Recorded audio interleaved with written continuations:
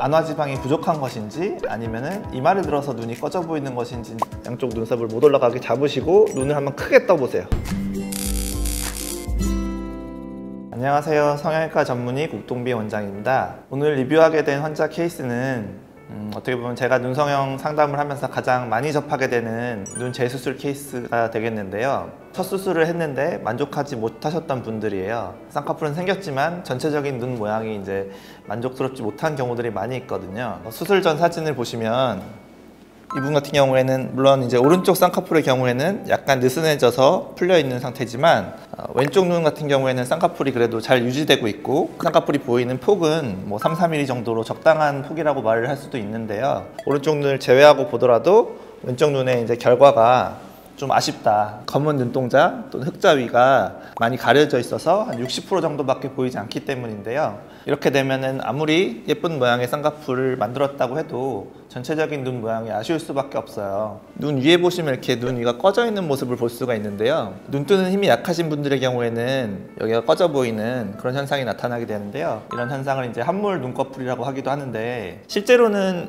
여기 있는 안화지방이 양이 부족한 경우가 아니에요. 안화지방량은 열어보면 적당한 경우가 많은데 이마 근육을 쓰므로 인해서 지방이 적어 보이는, 눈 위가 꺼져 보이는 그런 경우가 해당이 되거든요. 그래서 이것의 원인 또한 눈 뜨는 근육의 어떤 힘이 약한 문제, 그런 게 이제 원인인 것이지 절대적인 지방량이 부족한 것이 아니다. 그렇게 보시면 되겠습니다.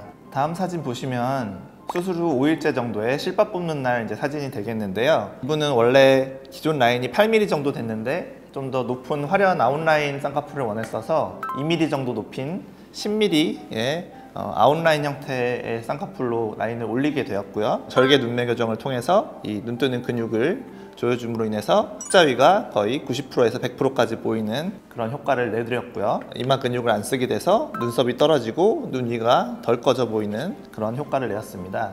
또한 라인을 좀 더 밖으로 시원하게 뻗어 보이게 하길 바라셔서 앞팀 1mm 시행하였고 뒷 라인도 좀 높게 바깥쪽으로 시원하게 뻗게 하길 바라셔서 그런 디자인으로 수술을 시행했습니다. 그래서 수술 직후에 보시면 절개 눈매 교정이라는 것은 동공 가운데 라인 기준으로 정상 부위에서 한 포인트만 고정을 하게 되기 때문에 초반에는 약간 이 부위는 고정이 되고 양쪽 부위는 붓게 되기 때문에 약간 눈이 뭐 뾰족해 보인다 또는 뭐 산 모양처럼 보인다 이렇게 되는 경우도 있는데 나중에는 다 좋아지게 되겠고요. 초반에 눈이 미세하게 좀 덜 감기는 경우도 약간은 있을 수 있습니다. 이제 3개월째 자리 잡은 사진인데요. 조금 뾰족해 보였던 눈꺼풀 모양이 이렇게 이제 완만한 곡선으로 붓기가 빠지면서 완성이 되게 되었고 라인도 본인이 원하셨던 화려한 시원한 아웃라인으로 완성이 되었고요. 열어서 이제 안화지방을 재배치를 해서 이 절개선 부위로 끌어당겨서 고정을 하게 되면 눈 위에 꺼져 보이던 그런 함몰 눈꺼풀이 해결될 수 있다. 눈매 교정과 눈 위에 있는 지방 재배치만 해서도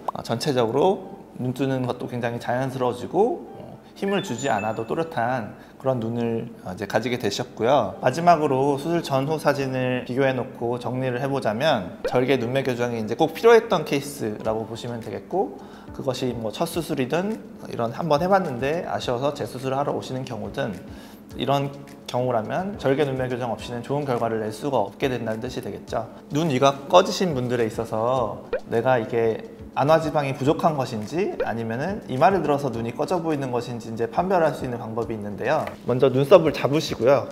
양쪽 눈썹을 못 올라가게 잡으시고 눈을 한번 크게 떠보세요. 또렷하게. 이게 바로 이제 절개 눈매 교정을 하는 효과를 내는 거잖아요. 그랬을 때도 눈 위가 꺼져 있으시면 그거는 안화지방이 부족한 거예요. 근데 대부분의 경우에는 이 방법을 하면 꺼져 보이던 눈도 불룩해지게 돼 있어요.